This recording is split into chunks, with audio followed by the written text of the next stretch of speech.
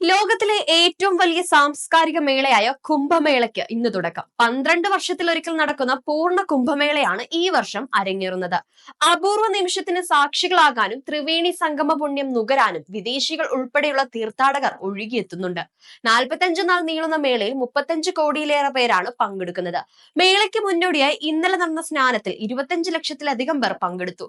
144 വർഷത്തിനൊരിക്കൽ നടക്കുന്ന മഹാകുംഭമേളയുടെ സജ്ജീകരണങ്ങൾക്കായി അധികൃതർ 7,000 കോടി രൂപയാണ് ചെലവഴിക്കുന്നത്. 2019 24 കോടി പേർ പങ്കെടുത്ത കുംഭമേളയ്ക്ക് വേണ്ടി 3,500 കോടി രൂപയാണ് ചെലവഴിച്ചത്. അന്ന് 3,200 ഹെക്ടർ സ്ഥലമാണ് താൽക്കാലിക നഗരവിന്യസനത്തിനായി നീക്കിവെച്ചതെങ്കിൽ ഇത്തവണ ഇത് 4,000 ഹെക്ടർ ആണ്. കഴിഞ്ഞ കുംഭമേള ശുചിത്വത്തിന്റെ കാര്യത്തിൽ പ്രകൃതീകരിക്കപ്പെട്ടിരുന്നെന്നും ഇത്തവണ ശുചിത്വത്തിന് പുറമെ സുരക്ഷയ്ക്ക് മുൻഗണന നൽകുന്നുണ്ട്. പാർക്കിംഗ് ഏരിയയും വർദ്ധിപ്പിച്ചു. 3,000 ക്യാമറകളുടെ സഹായത്താലാണ് ഇത്തവണ തിരക്ക് നിയന്ത്രിക്കുന്നത്.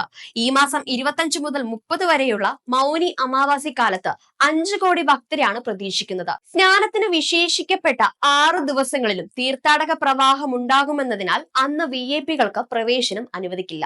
പൂർണ്ണ കുംഭമേള, അർദ്ധ കുംഭമേള, മാഘ കുംഭമേള, മഹാകുംഭമേള എന്നിങ്ങനെ കുംഭമേളകൾ പലതുമുണ്ട്. 3 വർഷം കൂടുമ്പോൾ ഹരിദ്വാർ, പ്രയാഗ്രാജ്, നാസിക്, ഉജ്ജയിനി എന്നിവിടങ്ങളിലെ നദീതീരങ്ങളിലാണ് കുംഭമേളകൾ നടത്താറുള്ളത്. അർദ്ധ കുംഭമേള 6 വർഷത്തിനിടെ ഹരിദ്വാറിലും പ്രയാഗ്രാജിലും നടക്കും. മഹാകുംഭമേള പ്രയാഗ്രാജിൽ മാത്രമാണ് നടക്കുന്നത്. 12 വർഷങ്ങളിലെ ഇടവേളകളിൽ നടത്തപ്പെടുന്ന 12 പൂർണ്ണ കുംഭമേളകൾക്ക് ശേഷമാണ് മഹാകുംഭമേള നടക്കുന്നത്.